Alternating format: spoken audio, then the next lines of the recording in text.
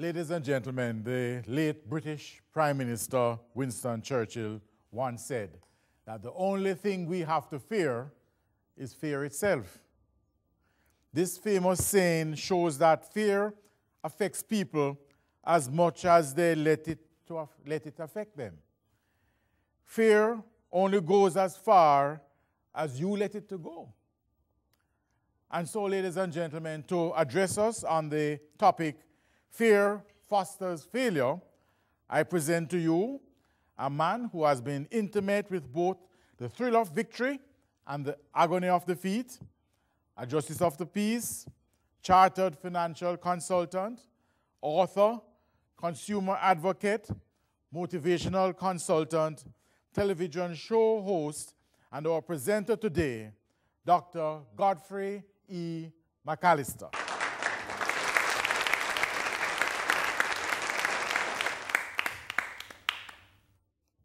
Thank you, Mr. Moderator. Fear fosters failure.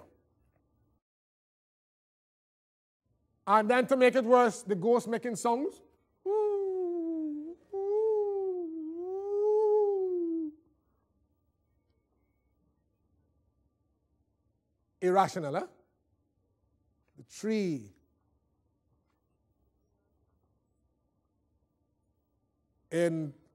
At my house, some guests complained to me that it was a very, very disturbing experience every night. And I could not understand what that disturbing experience was. When I checked it out, it turned out that there was a palm tree. This is a two-story house, but there was a palm tree that one of the branches was resting on the balcony. And as the breeze blew,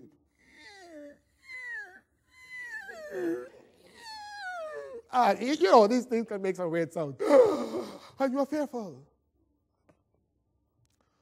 And in too many instances, what we end up being afraid of is nothing more than the result of a lack of knowledge. I don't know what it is, therefore I'm afraid of it. I remember in Guyana, I was born in Guyana, walking down one of our more affluent neighborhoods. Sorry, walking down the road in one of our more affluent neighborhoods. And I saw a Caucasian gentleman looking very distinct walk down the road and he was in front of me. And he walked, he just...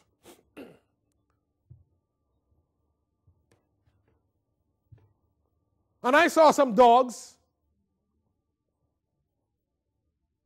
and the dogs almost bowed in reverence.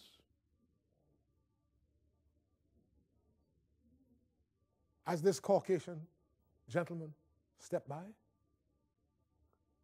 So I said to myself, I'm mongrel dog them, man. them dog, cool.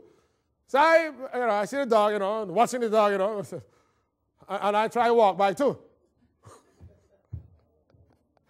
And the dogs just run after me, man. And after 2 sticks and 2 stones and whole heap of running, I said, wait. You mean to say even dogs are racist too? And for quite a while, I believed that. But as I studied and grew and studied, I realized that deep down inside, I was fearful. And so I exuded some chemicals. I think they call it adrenaline. I'm not an expert here, but I think they call it that. And the dogs picked up on the scent. And they reacted to my fear. Now, there's something in psychology called self-fulfilling prophecy. And many of us are very self-fulfilling prophets. And so because I was afraid, I telegraphed my fear to the dogs. They then acted in response to my fear and then caused me now to have something tangible of which to be afraid. Fear is often irrational. Now, I'm not saying that we must be foolish. I'm not saying that you must hear that a lion is on the prowl. Huh? And this lion has killed 6 people. And this lion has a face looking like, and they describe the lion face. And then you were to see a big animal with 4 legs looking like a lion, and the face matched the face of this lion face that you hear about that has killed 6 people, and you go up to the lion and say, "Hi, oh, lie, lie, lie." I'm not suggesting that. That would be foolish. But I am saying that very often our fear sets in motion a chain reaction that brings about circumstances in our life that intimidate us. Fear fosters failure. By now you know that I will tell you what the Bible says, right? The Bible says that what? Fear has what? Torment. But it also says that perfect love casts out fear. We say that fear is the dark side. I've never heard anybody defining fear or identifying fear or associating fear with light. Fear is supposed to be dark. The imagery is dark. Well, what is the antidote for darkness? Light. As a matter of fact, darkness can only be defined as the absence of light. Darkness does not exist. It's not an entity. It is the absence of light. So if you want to get rid of light, you can't turn on darkness. You have to turn off the light. And if you want to get rid of darkness, you can't say, "Darkness, come. Shoo, shoo, shoo, shoo. Go. Go to the room. Go, go, go." You turn on the light.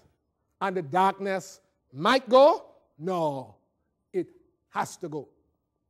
And so we understand that fear and darkness, coming from the same source, which is, of course, the devil, complete with its special effects of torment, is a spiritual problem.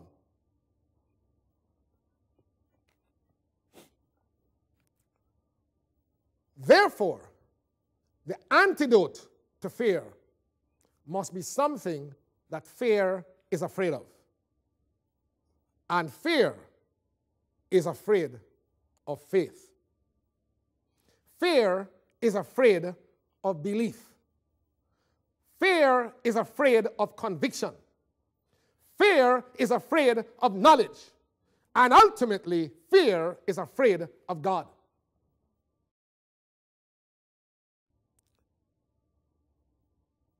"17 years ago, I don't know if I was a better speaker 17 years ago or not. I would like to think I'm a better speaker now. I'm certainly an older one. 17 years ago, on this campus, not in this studio, but within the precincts here, 17 years ago, I did a world-class presentation.